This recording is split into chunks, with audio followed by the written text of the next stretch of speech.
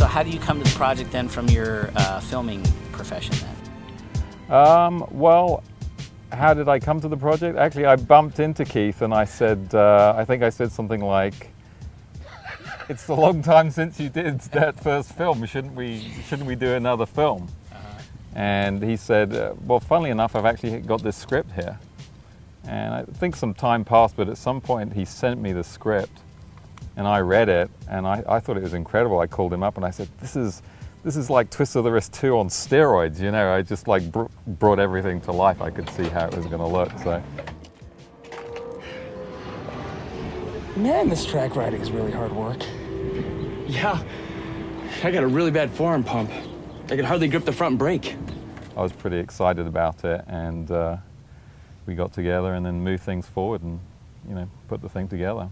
And he's cursed himself almost every day Yeah. since that point, since he said, we got to make a movie out of that.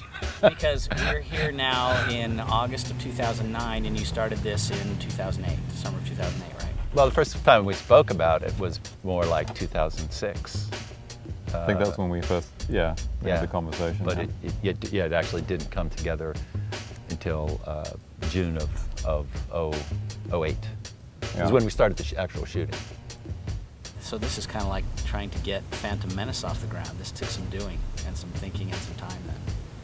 Yeah, for sure. Yeah, in fact, the shoot was 3 weeks in June, but we'd actually been out shooting tests probably from the beginning of the year, because we really wanted to figure out how we were going to get the shots and what was going to work for us, and, you know, what didn't work. So we didn't want to just, you know, jump into it. So we were out at Willow Springs shooting tests. I think we shot a test in January even.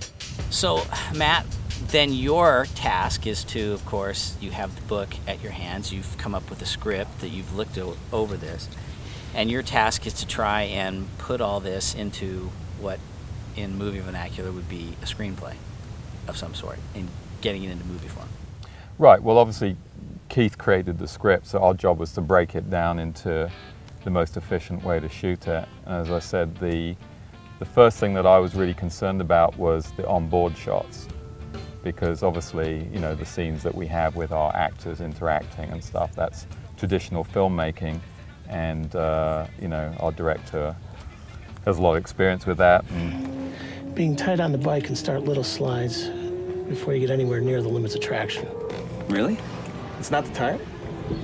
I knew that was going to go fine. What I was concerned about was, and obviously Keith was as well, was how we were going to get these shots.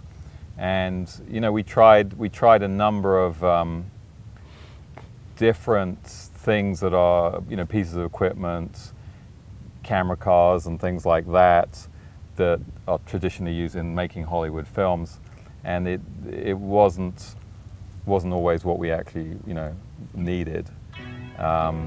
Yeah, we tried a bunch of traditional stuff, the other camera rigs, yeah, even mounted on motorcycles that have been used for exactly. ads. You know, every person who has a fast camera car in Hollywood will tell you that his car can keep up with a motorcycle, which Go-kart. Yeah, I knew wasn't the case, and I said to them, okay, well, you know, we said one guy will come out and prove it, you know.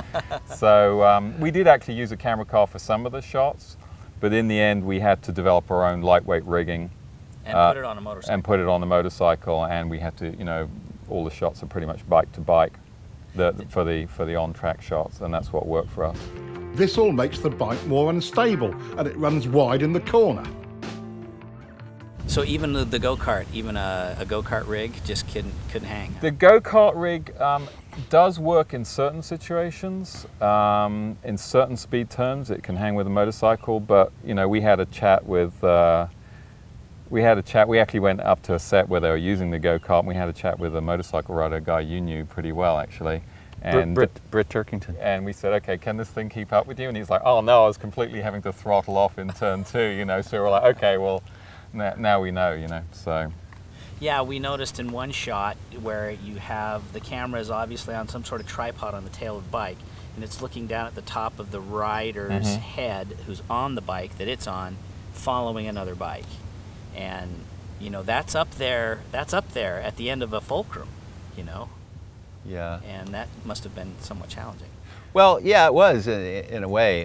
The rigging was, we had to strut the bike and do all kinds of things. Our mechanic, Will Eikenberry, is a master fabricator, and he was the one who put most of the rigging together. And fortunately, the technology had really pretty much just cracked out onto the streets of the Ice Cube cams, the 3CCD high-def cams. So we started off with a camera about that big, and then the problem was the record decks, which a year and a half ago were that big. Now they're this big, right? But we had to deal with that weight. But it was still way better than the first Twist of the Wrist video shot back in 1985, where we had a baited deck that was this big.